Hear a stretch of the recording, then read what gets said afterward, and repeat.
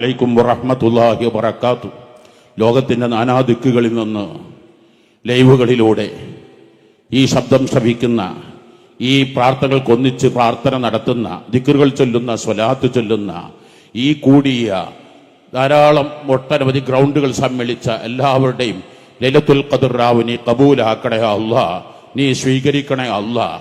പരിശുദ്ധമായ ഫുർഖാനുൽ അളീമിൽ ലൈലത്തുൽ ഖദ്റിന് വേണ്ടി മാത്രം ഒരു അധ്യായം, 87-ാം അധ്യായം. ഇന്നാ അൻസൽനാഹു ഫീ ലൈലത്തുൽ ഖദ്ർ വമാ അദ്റാക മാ ലൈലത്തുൽ ഖദ്ർ. ആ അധ്യായത്തിന്റെ തൊട്ടു മുമ്പുള്ള പദം നിങ്ങൾ മനസ്സിലാക്കണം. സൂറത്തുൽ അലഖാണ്.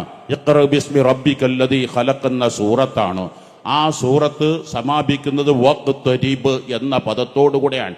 അള്ളാഹുവിന്റെ അവസാനത്തെ കൽപ്പന, നിങ്ങൾ റബ്ബിലേക്ക് അടുക്കണം. ആദ്യമായി ഖുർആൻ ഇറങ്ങിയ ആയത്താണല്ലോ ഇഖ്റ ബിസ്മി റബ്ബിക്കല്ലദീ ഖലഖ്. ആ സൂറത്തിന്റെ സമാപനം കുറിക്കുന്നത് വഖ്തരീബ്, നിങ്ങൾ അള്ളാഹുലേക്ക് അടുക്കണം.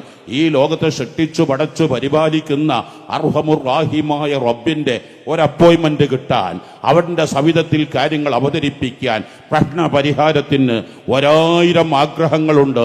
ഇവിടെ രാഷ്ട്രപതിയുടെ അല്ലെങ്കിൽ രാഷ്ട്രത്തലവന്റെ ഒരു അപ്പോയിന്റ്മെന്റ് നമുക്ക് കിട്ടിയാൽ ഉണ്ടാകുന്ന സന്തോഷം എത്രയായിരിക്കും. അതിനെന്ത് ത്യാഗങ്ങളും സഹിക്കില്ലേ, എന്തും ചെലവഴിക്കില്ലേ, അതിന് കണക്കുണ്ടോ, അതിരുണ്ടോ, പരിധിയുണ്ടോ? എന്നാൽ അർഹമുർ റാഹിമായ അള്ളാഹുവിന്റെ സവിധത്തിലേക്ക് എത്തിച്ചേരാൻ നമുക്ക് എന്താണോ മാർഗം എന്നാലോചിക്കുമ്പോഴാണ് റബ്ബ് പറയുന്നത്, ഇന്നാ അൻസൽനാഹു ഫീ ലൈലത്തുൽ ഖദ്ർ വമാ അദ്റാക മാ ലൈലത്തുൽ ഖദ്ർ ലൈലത്തുൽ ഖദ്രി ഖൈറും മിൻ അൽഫി ഷഹർ. ഒരേ ഒരു മാർഗം നിങ്ങൾക്ക് അള്ളാഹു നൽകിയതാണ്. ഒരു വർഷത്തിൽ ഒരു ദിവസം ലൈലത്തുൽ ഖദ്ർ രാവ് എന്ന് പറയുന്നത്. ആ രാവ് പൂർണ്ണമായും നിങ്ങൾ ഉപയോഗപ്പെടുത്തിയാൽ ആ 12 മണിക്കൂർ സൂര്യോദയം, സൂര്യാസ്തം എന്നിട്ട് സൂര്യോദയം വരെ ഇന്നത്തെ രാവ് ഇന്നലത്തെ രാവ് പോലെയല്ല, നാളത്തെ രാവ് പോലെയല്ല. അല്പം സമയം വെടികിയാലും മനസ്സിന് പ്രയാസം തോന്നാതെ റബ്ബിന്റെ മുമ്പിൽ കണ്ണ് കലങ്ങി നിൽക്കുന്നു പറയണം. റബ്ബിന്റെ സവിധത്തിൽ എനിക്ക് കുറച്ച് കാര്യങ്ങൾ സംവദിക്കാനുണ്ട്, സമർപ്പിക്കാനുണ്ട്.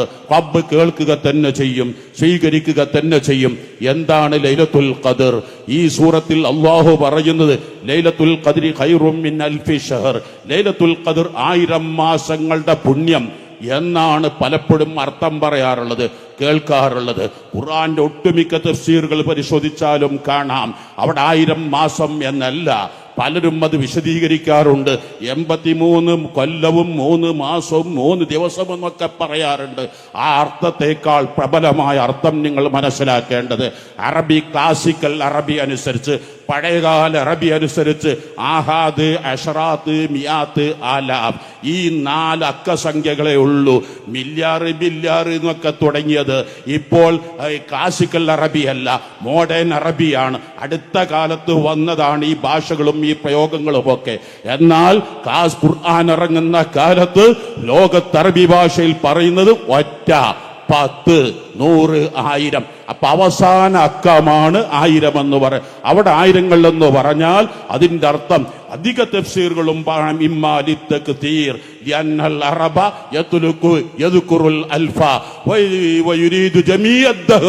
കാലാകാലങ്ങളും. അപ്പൊ അവിടെ അർത്ഥം വെക്കേണ്ടത് 1000 മാസം എന്നല്ല, അനന്തകോടി കാലങ്ങൾ, എല്ലാ കാലങ്ങളുമുള്ള പുണ്യം എന്നാണ്. 1000 ചുരുക്കരുത് എന്ന് ഞാൻ ആദ്യമായി ഇന്നത്തെ സന്ദേശമായി നിങ്ങളുടെ മുമ്പിൽ അവതരിപ്പിക്കുകയാണ്. എന്താണ് ലൈലത്തുൽ ഖദ്ർ കൊണ്ട് ലഭിക്കാനിരിക്കുന്നത്? ഒന്നാമതായി പറഞ്ഞത് റബ്ബിന്റെ സവിധത്തിൽ ഓരോ കാര്യങ്ങളും സമർപ്പിക്കാൻ, ഓരോന്നും മുമ്പിൽ വെച്ച് റബ്ബിനോട് ഇരുന്ന് ചോദിച്ചു വാങ്ങാൻ. കണ്ണ് കലങ്ങി, ശബ്ദങ്ങൾ ഇടറി, ശരീരഭാഷ അറിഞ്ഞുകൊണ്ട്, അതാ കൈകാലുകൾ വിറച്ചുകൊണ്ട് റബ്ബിനോട് ചോദിച്ചിരുന്നൊരു കാലം നമുക്കുണ്ടായിരുന്നു. നാളെ അവസാന വെള്ളിയാഴ്ചയാണ്.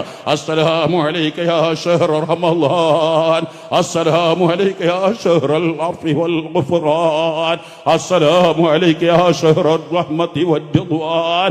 ഖതീബുമാർ മിമ്പർ എന്ന് പറയുമ്പോൾ നമ്മുടെ പൂർവീകർ ഞങ്ങളുടെ കുട്ടിക്കാലങ്ങളിൽ അന്ന് കരയാത്ത കണ്ണുകൾ ഉണ്ടായിരുന്നില്ല, ഇടറാത്ത ശബ്ദങ്ങൾ ഉണ്ടായിട്ടില്ല, പതറാത്ത പാദങ്ങൾ ഉണ്ടായിട്ടില്ല.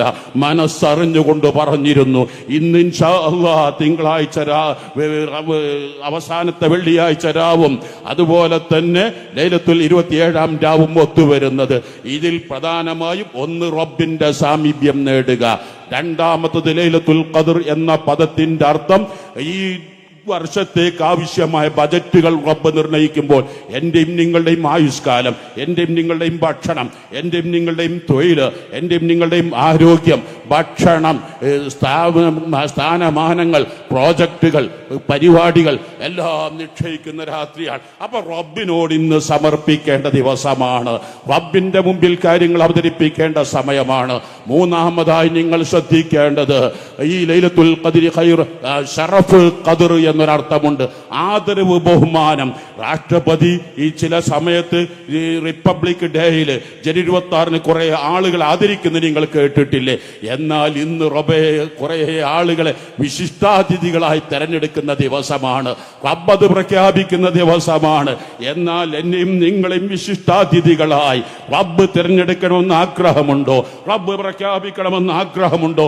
റബ്ബിനോട് നന്നായി പറയുക, ചോദിക്കുക.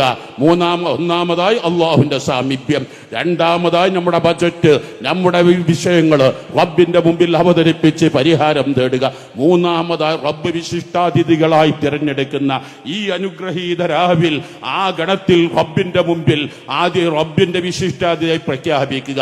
നാലാമത്തത് ലൈലത്തുൽ ഖദ്രി ഖൈറും മിൻ അൽഫി ശഹർ, നേരത്തെ ഉണർത്തിയ പോലെ ലക്ഷക്കണക്കിന് അനന്തകോടിക്കാലം ആരാധിച്ചാൽ കിട്ടുന്ന പുണ്യം നമുക്ക് നേടാൻ കഴിയുക.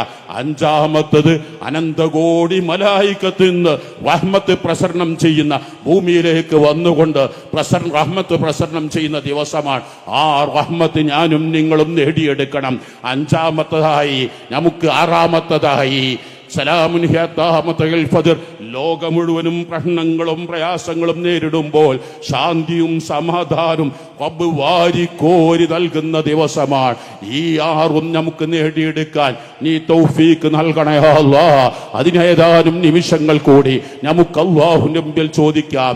ഇന്ന് നമ്മുടെ നാട് നേരിടുന്ന ഏറ്റവും വലിയ ഭീഷണി, പ്രയാസങ്ങൾ നിങ്ങളുടെ മുമ്പിൽ പറയേണ്ടതില്ലല്ലോ. കഴിഞ്ഞ മാർച്ച് 9-ന് വന്ന റിപ്പോർട്ട് അനുസരിച്ച് 59 ദിവസത്തിനുള്ളിൽ കേരളത്തിൽ 70 കൊലപാതകങ്ങളാണ് നടന്നത്. നിങ്ങൾ മനസ്സിലാക്കണം. 65 സംഭവങ്ങളായി 70 പേരാണ് കൊല്ലപ്പെട്ടതെന്ന് മനസ്സിലാക്കണം.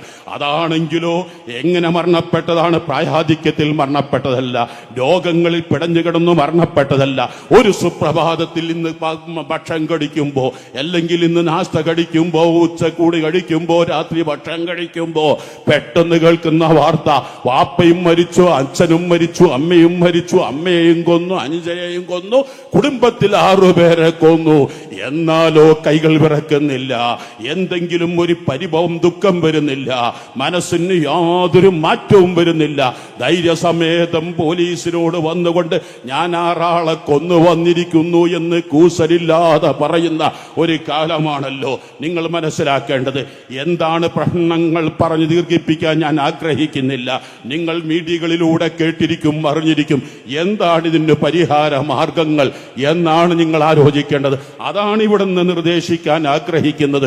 9 പരിഹാര മാർഗങ്ങൾ സമൂഹം അത് ഏറ്റെടുത്താൽ, ഇവിടത്തെ മീഡിയകൾ അത് ഏറ്റെടുത്താൽ, ഇവിടത്തെ ഗവൺമെന്റ് അത് ഏറ്റെടുത്താൽ, ഇവിടത്തെ സമൂഹം ഒന്നിച്ചേറ്റെടുത്താൽ തീർച്ചയായും ഇത് നിർമ്മാർജ്ജനം ചെയ്യാൻ കഴിയുമെന്ന് എനിക്ക് ഉറപ്പുണ്ട്. അടുത്ത കാലം വരെയും ശീതളമെന്ന് പറയുന്ന ദുസ്വഭാവം സമൂഹത്തിന്റെ എല്ലാ വിഭാഗം ആളുകളിലേക്കും അടിത്തട്ടിലേക്ക് ഇറങ്ങിച്ചെന്ന ഒന്നായിരുന്നില്ലേ?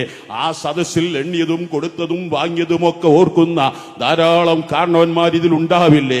അതിന്റെ പേരിൽ വിവാഹമോചനങ്ങൾ മറ്റൊക്കെ നടന്നത് നിങ്ങൾക്കറിയാമല്ലോ. പക്ഷേ സമൂഹം ഒന്നടങ്കം അത് ഏറ്റെടുത്തപ്പോൾ ഇന്ന് അത് സമൂഹത്തിൽ വലിയൊരളവിൽ നിന്ന് നിർമ്മാർജ്ജനം ചെയ്യാൻ കഴിഞ്ഞു എന്ന കാര്യം തീർച്ചയല്ലേ? ഒരു